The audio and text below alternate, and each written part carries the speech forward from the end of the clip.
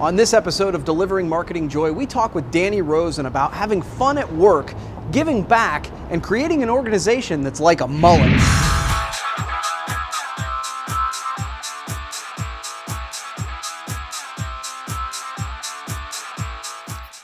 Hey everybody, Kirby Hasseman here once again with Delivering Marketing Joy. This time my guest is Danny Rosin, who is the founder, owner of Brand Fuel, a distributor in Raleigh, North Carolina. And I'm so happy to have you here, Danny. Thanks so much for being here. Yeah, thanks, Kirby. Well, one of the things that I notice when I kind of pay attention to Brand Fuel's branding is, man, it looks like a fun place to work. It feels like you guys are kind of irreverent. Why do you think it's important to have fun and be a little irreverent in business? Yeah, that's that work-life balance is like the holy grail question, right? I think if we're spending 50% of our waking life at work, it's like got to be enjoyable, right? Mm-hmm. So I think we're invested in that. I said this to a friend of mine the other day that we shouldn't be called human beings anymore. We should be called human doings. Like, we're just all so busy. It's like a badge of honor. Like, how are you doing today? I'm so busy. You know, you want people to say I'm happy, I'm fulfilled, right? Mm-hmm. You talk about that a lot, but I think we're I think we're missing the mark a lot of time when it comes to the importance of living. And so when you think about, why we're at work, a lot of people say, well, it's the profit motive. Like, I'm here for a big paycheck. I need to, I've got to meet my needs. And I think that goal is understandable, and most of us have that goal, but I think a lot of us have lost our way. So part of the answer is about having fun at work and being irreverent, but I think more importantly, it's probably more about finding meaning in what we do at work with people we like, right? So I think keeping employees invested at work and have them dedicated to the company vision is like one of those work-life issues that a lot of businesses are dealing with right now. And you say it and I say it, culture is king, right? And we know that culture eats the strategic plan for lunch, right? So like, throw it out the window. The strategy is gone if you don't have great culture, in other words. Mm-hmm. So culture in business, at least in ours, is in a constant state of flux. So you see all the Facebook posts, we're having fun, and there's all kinds of great stuff going on. A lot of that is really real. But I think, we're either thriving at Brand Fuel, and I think most businesses are this way culture-wise, or, it's in the hands of like the rumor mongers and the negative Nellies and what's going on in the environment or at home. And I think that's really tough. So when you think about employees getting engaged at work, it's when they go above and beyond their existing roles. So what we try to work on is culture aligning with discretionary effort. And that's when we start to realize that when people are going above and beyond, we are succeeding at a much more rapid pace. We are having more fun with each other. Mm-hmm. Our business need to be more than just going to a place for a paycheck.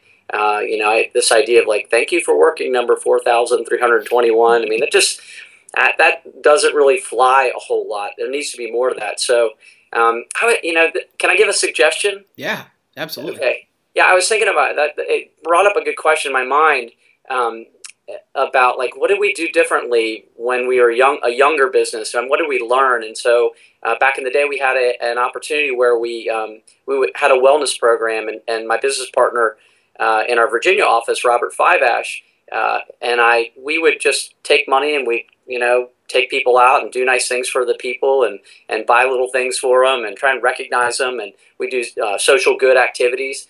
But the switch came, I think, is when we said, here, employees, here's a check. Take this, sort of bottom up versus top down. Take this check and do with it what you want to, whether it's, beer on Friday or going to do something at the SPCA or whatever it may be. Let's do what you guys want to do. And that was a major shift for us. So the recommendation is to, if you have the opportunity to give your employees the ability to make those decisions, let them choose. Mm-hmm. I like that. I like that a lot. And it goes to what Simon Sinek talks a lot about. I mean, if you can line up employees with your why, then they're willing to go above and beyond on their own. Exactly. Yeah, I like that. So in addition to Brand Fuel, a very successful company in the promo industry, you have created an organization, or a group of you have created an organization called Band Together. First, please tell me a little bit about that, and then why do you think it's important to give back? Yeah. So Band Together, our mission is to use live music as a platform for social change. We pick a different cause in the community every year, and that's something that is like awesome because we reinvent ourselves, but it's really hard, as you can imagine. Yeah, I bet. So we touch the community a different way. We stay fresh. It's great. But what we're essentially doing is putting on these large-scale concerts, and they're so large that in 2015 we're working with an organization called Step Up. And Step Up is involved in helping people with life skills and job skills, getting people jobs, but teaching them how in their jobs to retain their jobs. People who would typically be going back into jails and costing taxpayers and more problems and all that. But we're trending towards a net of $2 million. So this is not a small organization anymore.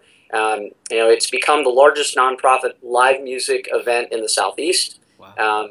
It's 99% volunteer driven. And it was volunteer driven up until 100% volunteer up until about 3 years ago, where we came up with a strategic plan to hire an executive director, and he's awesome, Matt Strickland. We talk about the organization as the organizational equivalent of a mullet, the haircut, and that's we say we're business in front and party in back. It's like you've got the corporate fundraising, save the world, and then in the back it's like rock and roll music, a lot of beer, party, social, and so those things converge pretty well. So it's really fulfilling, and it's a lot of fun, and you can check it out at bandtogethernc.org. But you asked a question. I think it was why is it important to give back? Right. And so sort of blending my for-profit world and my not-for-profit world. I imagine a lot of people watching this are invested in some sort of sales. So I impart a little bit of wisdom I like to share with our sales team, and this is helpful in the regard of giving back. The word sell comes from an Old English word sellen, and sellen means to give. And so when you think about that and taking care of your customers, there's a lot of power in that word. On the other hand, I think giving, a lot of people think that you have to write a big check. I don't think that's the case. I really don't. I think we have time, treasure, talent. Other people say work, wealth, wisdom. And so if you have the time and you don't have the treasure, you have the talent and ideas and you can expose yourself that way, you can give in that way. So I would strongly recommend volunteer. There are often more leadership opportunities in the volunteer space and the nonprofit space than there might be in your business, and that's going to sort of fill your heart, but also I think it's going to give you some skills you might not have otherwise have gotten, and you can bring those into your for-profit world. So if you can give of yourself and you're going to have good fortune of learning skills coming to you as well. Giving back helps you find your way in life, I think. For me, it nurtures my soul. That sounds sort of corny, but it really does feel good. It's where you can find your closest friends, your next wife, or not your next wife, maybe your first wife, or husband, good friends, your next job, and so on. So giving grounds people, I think, and I think just get out from behind these monitors. Go out, find your friends, take your coworkers, go do something good for somebody else. I love it. I tell you, it's so funny as you were thinking. I kept thinking of different things I've read and seen, and I almost feel like we could spend about a whole episode specifically on this. I love it. So thank you. So here's my deep thought by Jack Handy question.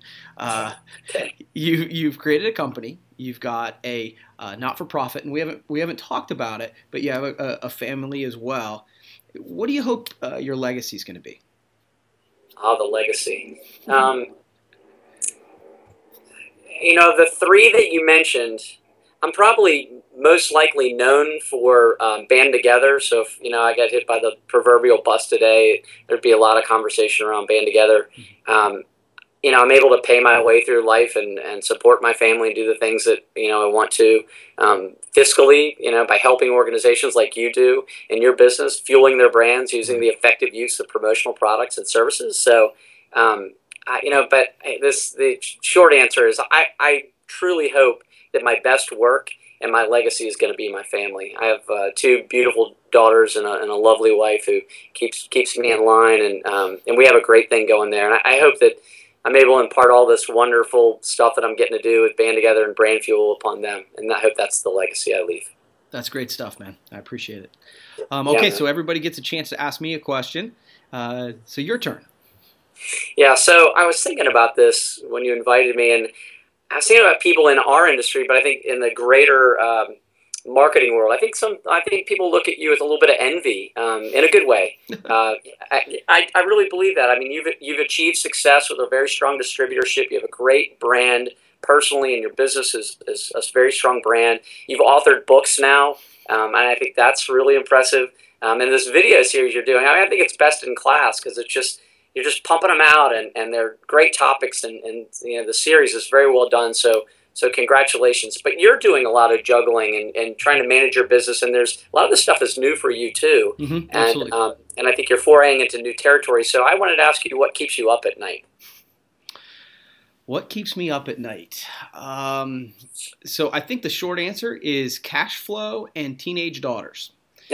Are those things connected? Yeah, yeah, absolutely, Yeah, right? of course. No, I think as a small business owner, you're constantly trying to grow. And candidly, we were talking a little bit before we got on here about, trying to make sure that you're growing, but growing in the right way and making sure profit margins are the way they are. That's something that I want to make sure of. And then, yeah, you talked about your legacy, and I feel the same way. I have 2 teenage daughters right now, and I want to make sure I do that right. So that's the thing. And then, to flip it, I think as small business owners, we spend a lot of time on the things that do keep us up at night. And I think sometimes, though that's super important, obviously, otherwise they wouldn't be keeping us up, we need to focus on the things that get us up in the morning. So that we are invigorated. I will tell you, I woke up this morning excited to talk to you, excited to work on this show. And I mean that with all sincerity. And so I think when we flip the script and focus on the things that get us up in the morning, maybe it's a little bit more of a fun day. And so I guess that's my 2 cents. Well done. All right. Well, hey, thanks so much, Danny. I really appreciate you being a part of Delivering Marketing Joy, and I hope we do this again, okay? Right on. Thanks, Kirby. All right. Thanks, man.